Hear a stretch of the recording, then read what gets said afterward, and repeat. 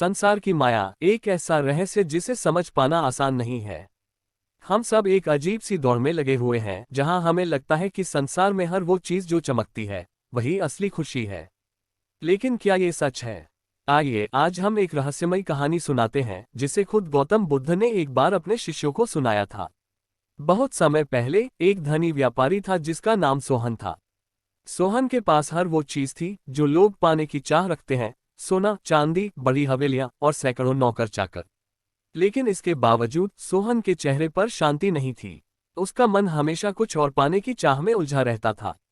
उसे लगता था कि असली खुशी अभी भी उससे दूर है। सोहन ने बहुत सोचा और फिर एक दिन यह फैसला किया कि वह उन रहस्यमयी साधुओं से मिलने जाएगा जिनके बारे में उसने सुना था कि वे असली शांति और खुशी के रहस्यों को जानते हैं। सोहन पहाड़ों में छिपे एक मठ तक पहुंचा जहां गौतम बुद्ध के कुछ अनुयायी ध्यान लगा रहे थे। वो एक बूढ़े साधु के पास गया और कहा, महात्मा जी, मैंने संसार की सारी संपत्ति हासिल कर ली है, लेकिन फिर भी मेरे दिल में खालीपन है। मुझे बताए, असली खुशी कहाँ छिपी है?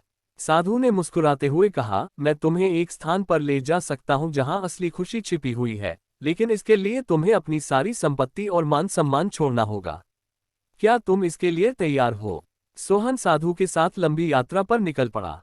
रास्ते में उसे कई अद्भुत दृश्य दिखने लगे, सोने के महल, सजीव स्वर्गीय दृश्य और अनगिनत सुख सुविधाएं। एक समय तो सोहन को लगा कि शायद यही असली खुशी है।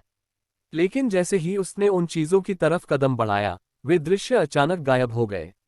ये देखकर सोहन और हैरान हो गया। साधु ने हंसते हुए कहा, ये सब माया है। संसार में जो कुछ भी चमकता है वह असली खुशी नहीं है। अब आगे बढ़ो, असली खुशी तुम्हारे सामने है। सोहन और साधु एक गुफा में पहुंचे जहां न कोई सोना था न महल। वहां केवल शांति थी और गहरी निर्मल हवा बह रही थी। सोहन ने सोचा, क्या यही असली खुशी है? साधु ने उसे बैठकर ध्यान लगाने को कहा। साधु ने कहा, असली खुशी कोई बाहरी चीज नहीं है। यह उस शांति में छिपी है जिसे तुम इस क्षण में महसूस कर सकते हो। जब तुम संसार की माया और भौतिक सुखों को पीछे छोड़ देते हो, तभी तुम उस आनंद को महसूस कर पाते हो जो स्थायी है। गौतम बुद्ध भी यही कहते थे, तृष्णा ही सारे दुखों का मूल है। जब तक हम संसार के भौतिक सुखों के पीछे भागते रहेंगे, हम असली खुशी से दूर रहेंगे। उन्होंने बताया था कि असली शांति केवल तब मिलती है जब हम अपने मन के भीतर झांकते हैं और संसार की अस्थिरता को समझते हैं।